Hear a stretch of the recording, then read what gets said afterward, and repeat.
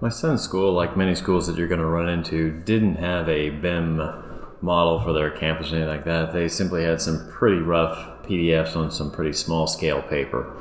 What we're going to cover in this process is just what it's like to take in a PDF and essentially set up the minimum amount to be able to evaluate it. First, we'll go ahead and just open up a blank file and go get the PDF by going to Insert. Pick out the PDF. I like to change the resolution a little higher based upon it being a small scale PDF, so the size shouldn't be a problem. Drop in a reference line in here to be able to establish the scale, and then just to position it here to confirm that you've got everything correct. Once you're happy with the scale, you can go ahead and lock this file down by pinning it. Just double check it here real quick, make sure that that matches up reasonably close to what we think is the right size. So from here, what we're going to do is we're going to go in and we're going to actually use room separation lines in rooms to draw out the minimum amount of information to allow us to do rooms. The reason to do rooms is it allows us to schedule per room and per level, and also per building. That way we can determine loads and understand the entire system. And also you saw in here that went ahead and just, I like to be able to see the rooms themselves. Just makes it more clear which ones I've actually gotten done. We'll move to another classroom here, and first thing we're going to do is you can see that we've just got a simple room tag. It's being driven by a comment to show how many students are in there, just to make it a little easier. Next, we'll go ahead and we'll just do a quick offset with some detail lines in the room, about 2 feet, just to imagine where students actually could get to. Then we'll go ahead and we'll start to we'll place the student in here, and then we'll go ahead and we'll array this student. And reasonably maybe get 4 in this row.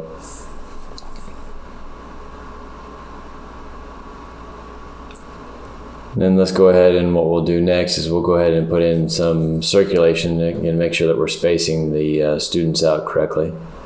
And again, it's just using the inner circle as the person, in this case a teacher, so it's a little larger than the students since these are elementary school students, and then a 3-foot social distancing based on DPS's standards.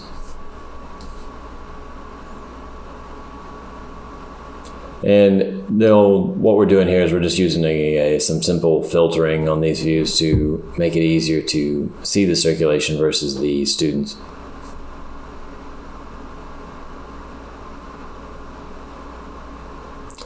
And we'll go ahead and add a couple more rows of students in here.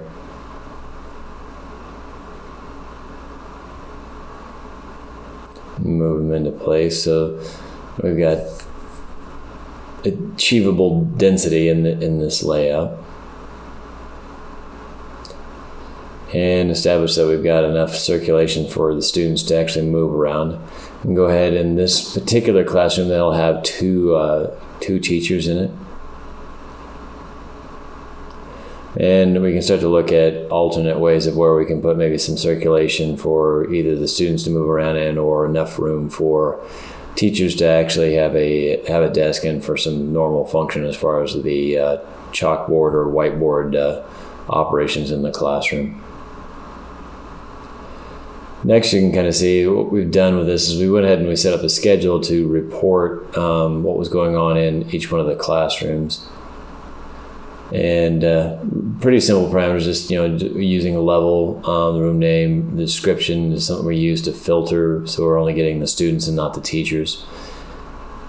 And then went ahead and sorted it by level. That way we could get subtotals, and you get a good sense of what you had at each floor.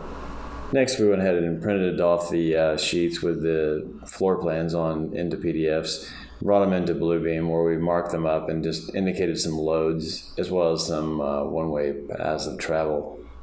So to do the paths of travel, we simply just used a markup tool, the polyline, and had a arrow on one end just to indicate direction. So again, nothing too complicated here, but just allowed them to very easily see with some colorful visuals how it is that students would be able to circulate without mixing cohorts within the school. The dismissals were essentially a reversal of those same paths, since the cohorts aren't supposed to mix with one another, and we kept the arrivals and dismissals from the same doors.